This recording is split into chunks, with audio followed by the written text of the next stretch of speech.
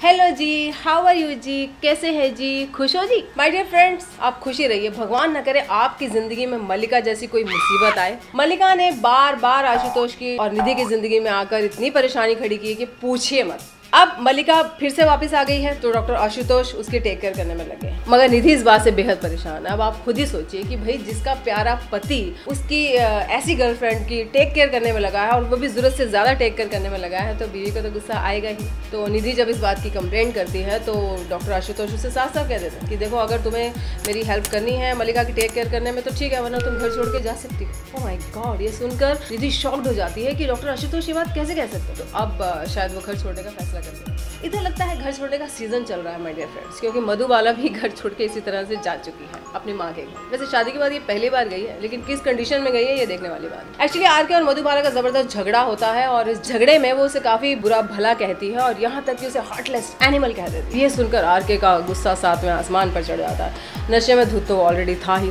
अब वो एक शराब की बोतल उठा के जमीन पर पटकता है और वो टूटी हुई बोतल से वो मधुबाला पर वार करने के लिए जाता है, मगर अनफॉर्चुनेटली वो बॉटल उसी के हाथ पर लग जाती है और खून निकल आता है।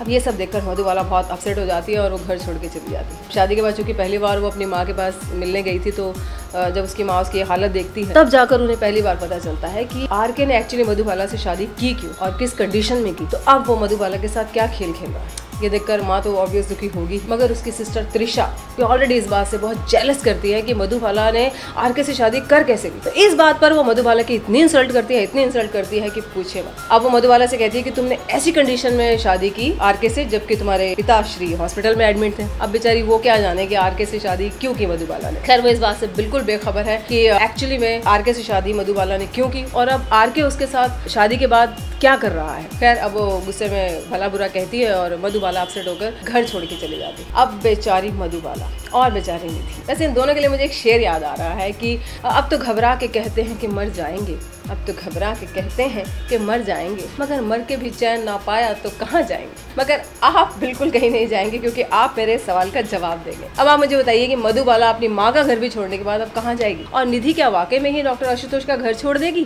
तो जवाब दीजिए, चैनल सब्सक्राइब कीजिए, leave your comment and like this video and don't forget to watch Ruby uncensored, क्योंकि कोई भी खबर मेरी नज़र से नहीं छूटी। यही तो है रूबी की खूबी। Take care, love you.